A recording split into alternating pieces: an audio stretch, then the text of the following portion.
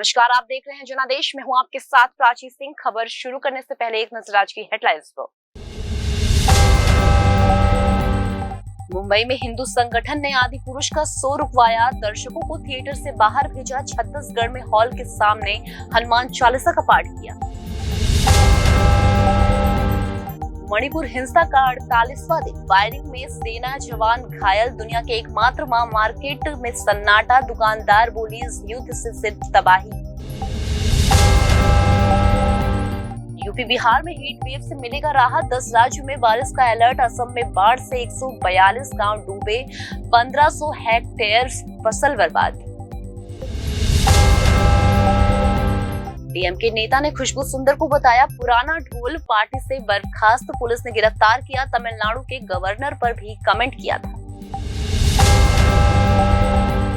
शिवसेना का स्थापना दिवस आज, सीएम एकनाथ शिंदे का गुट गोरेगांव में, उद्धव ठाकरे की शिवसेना का सेंट्रल मुंबई में कार्यक्रम। कनाडा में खालिस्तान आतंकी की हत्या, बाइक पर आए हमलावर पार्किंग में मारी गोली। खालिस्तान टाइगर फोर्स का चीफ था हरदीप निज्जर। दिल्ली में स्टूडेंट की हत्या, 2 आरोपी गिरफ्तार। गर्लफ्रेंड को लेकर विवाद हुआ था, कॉलेज गेट पर चाकू से हमला, अस्पताल में मौत। जगन्नाथ यात्रा 20 जून को 25 लाख श्रद्धालु आएंगे। लोगों को गर्मी से बचाने यात्रा रूट पर लगे वाटर स्प्रिंकलर, 72 एम्बुलेंस भी तैनात।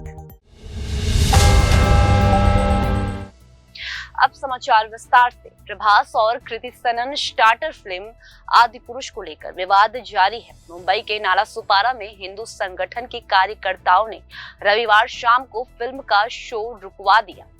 हिंदू संगठन के कार्यकर्ताओं ने थिएटर में पहुंचकर नारेबाजी की और दर्शकों को हॉल से बाहर जाने को कहा।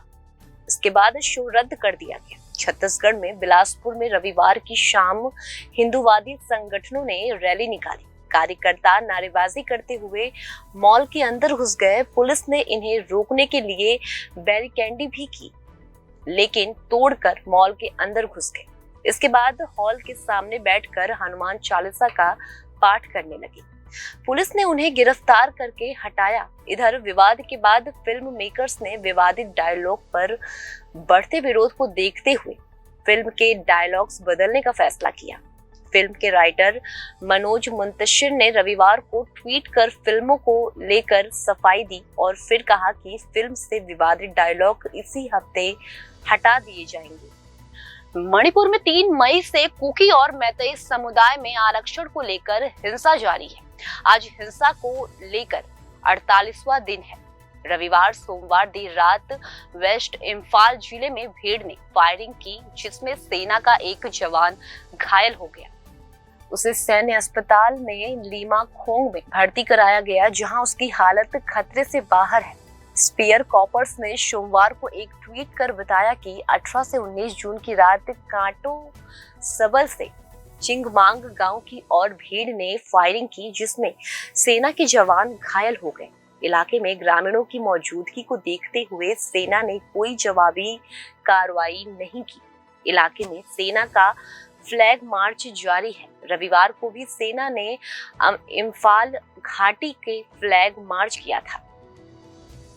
वहीं इस हिंसा के चलते राज्य में व्यापार रोजगार भी मुश्किल में आ गया है। दुनिया के इकलौते मार्केट में सन्नाटा पसरा हुआ है। मार्केट में दुकान लगाने वाली महिलाओं का कहना है कि ये हिंसा युद्ध का रूप ले चुकी है। इसमें सब तबाह हो चुका है। इम्फाल वेस्ट जिले के अधिकारियों ने बताया कि 18 जून को स्थिति नियंत्रण में होने के बाद सुबह 5 बजे से शाम 5 बजे तक कर्फ्यू ढील दी गई है, ताकि आम जनता को दवाइयों और खाद्य पदार्थों सहित आवश्यक वस्तुओं की खरीदी में आसानी हो सके। यूपी और बिहार समेत देश के 10 राज्यों में हीट वेव से राहत मिलने वाली है।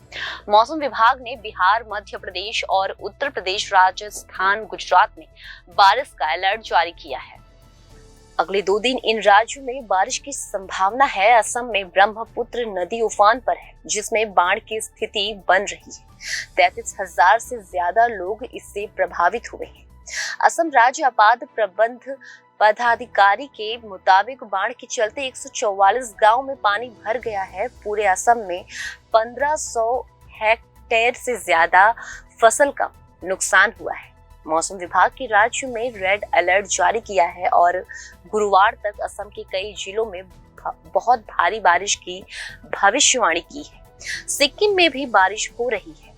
तमिलनाडु की राजधानी चेन्नई में पिछले 24 घंटे में बारिश जारी है। चेन्नई एयरपोर्ट पर 16 सेमी बारिश दर्ज हुई है। अधिकारियों ने सोमवार को स्कूल में छुट्टी घोषित की।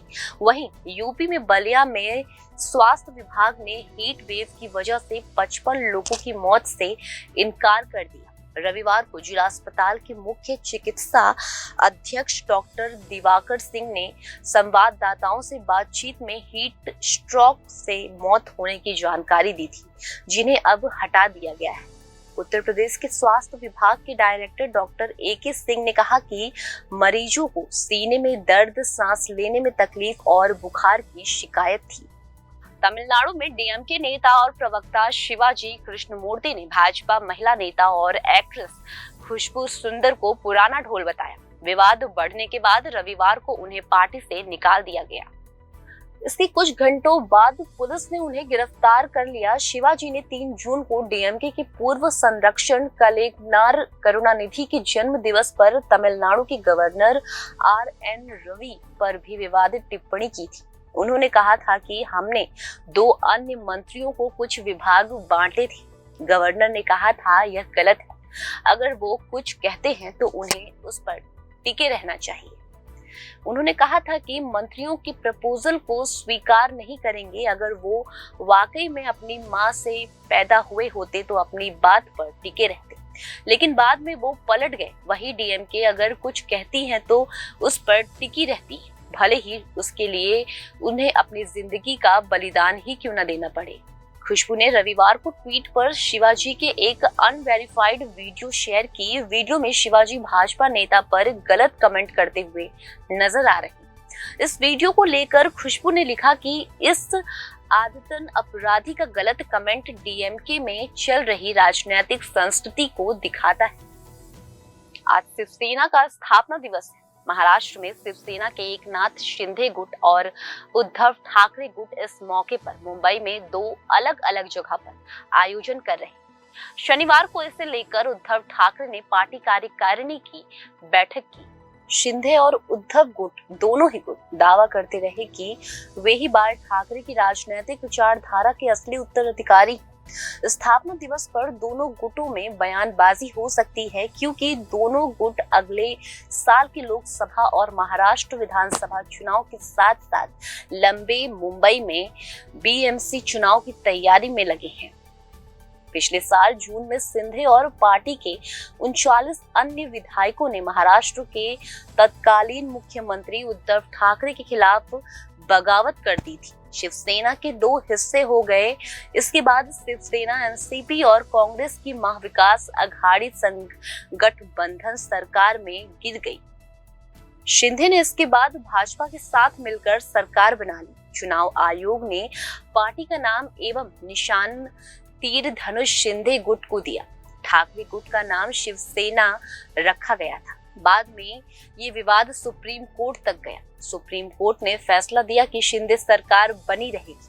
पिछले साल पार्टी के टूटने के बाद यह शिवसेना का पहला स्थापना दिवस है जो 2 जगहों पर मनाया जाएगा। खालिस्तान आतंकी हरदीप सिंह निज्जर की कनाडा में गोली मारकर हत्या कर दी गई। निज्जर आतंकी संगठन खालिस्तान टाइगर फोर्स का चीफ था। वह कनाडा में रहकर लंबे समय से पंजाब में खालिस्तान मूवमेंट को हवा दे रहा था। शुरुआती जानकारी के मुताबिक निज्जर को कनाडा के ब्रिटेन कोलंबिया के सरी स्थित गुरु नानक सिख गुरुद्वारा के पास 2 अज्ञात बंदूकधारियों ने गोली मारी। निज्जर ने इस गुरुद्वारा के प्रधान भी था। बीती रात आतंकी निज्जर गुरुद्वारा से बाहर पार्किंग में अपनी कार में था। इसी दौरान दो युवक मोटरसाइकिल पर आए और फायरिंग शुरू कर दी। निज्जर को कार से बाहर निकालने तक का समय नहीं मिला और वहीं उसकी मौत हो गई। सूत्रों के मुताबिक कनाडा पुलिस ने इस मामले में दो पंजाबी और एक चीनी युवक को पकड़ा है। हालांकि इसकी औपचारिक पुष्टि नहीं हुई है। वही आतंकी संगठन सिख फॉर जस्टिस के मुखी गुरुपतवंत सिंह पन्नू का करीबी था। एनआई ने हाल ही में 40 आतंकियों की लिस्ट जारी की थी, उसमें भी निज्जर का नाम था। ब्रेपटन शहर के खालिस्तान के हक में रेफरंडम करवाने में भी उसकी भूमिका थी। एनआईए ने उसके खिलाफ आतंकी साजिश रचने को लेकर चार्जशीट दायर की। उसे भगोड़ा भी करार दिया गया। खबर दिल्ली से आ रही है। दिल्ली यूनिवर्सिटी के एक छात्र की रविवार को साउथ कैंपस में आर्यभट्ट कॉलेज के बाहर चाकू मारकर हत्या कर दी गई। पुलिस ने बताया दोनों लड़कों के बीच गर्लफ्रेंड को लेकर विवाद हुआ था। मरने वाले लड़के का नाम निखिल है। वह पश्चिम बिहार का रहने वाला था और स्कूल ऑफ ओपन लर्निंग से पॉलिटिकल साइंस में बीए कर रहा था। पुलिस ने सोमवार सुबह दो आरोपी को अरेस्ट कर लिया। निखिल की गर्लफ्रेंड को एक युवक काफी दिनों से परेशान कर रहा था। निखिल ने जब उसका विरोध किया तो आरोपी ने साथियों के साथ मिलकर उसकी चाकू मारकर हत्या कर दी। घूमने के बाद निखिल को नजदीकी अस्पताल ले जाया गया, जहां उसे मृतक घोषित कर दिया गया। पुलिस ने कहा कि ये घटना कॉलेज के गेट के बाहर हुई थी। बाइक सवार करीब 4 लड़के आए और उन्हें निखिल को सीने पर चाकू घोंप दिया। पुलिस के मुताबिक निखिल की आरोपी छात्र के साथ एक हफ्ते पहले बहस हुई थी, जिसके बाद युवक बदला लेने की बात कहकर चला गया और रविवार सुबह दोस्तों संग बाइक से कॉलेज पहुंचा और गेट पर निखिल की हत्या कर दी। पुरी में जगन्नाथ यात्रा की तैयारी अपने अंतिम चरण में है। इसकी शुरुआत सोमवार को वैदिक मंत्रोच्चार के प्रभु जगन्नाथ की नेत्र उत्सव में होगी। इस मौके पर जगन्नाथ, बलभद्र और देवी सुभद्रा के अलौकिक दर्शन होंगे।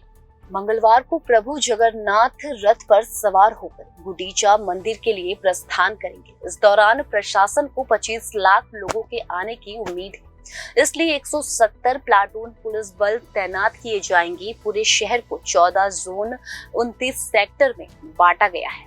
जगन्नाथ मंदिर के देवी देवताओं के नवजुबान दर्शन की अनुमति 3 घंटे के लिए दी जाएगी। सोमवार को अनासर घर में 14 दिन बिताने के बाद भगवान जगन्नाथ, भगवान बलभद्र और देवी सुभद्रा सोमवार को नवजुबान वेश में दिखाई देंगे। इसके पहले रविवार को देवताओं का बनकलागी अनुष्ठान किया गया। इस साल उभा यात्रा का अनुष्ठान नहीं किया जाएगा। फिलहाल खबरों में सिर्फ इतना ही। आगे खबरों में बने रहने के लिए देखते रहिए जनादेश।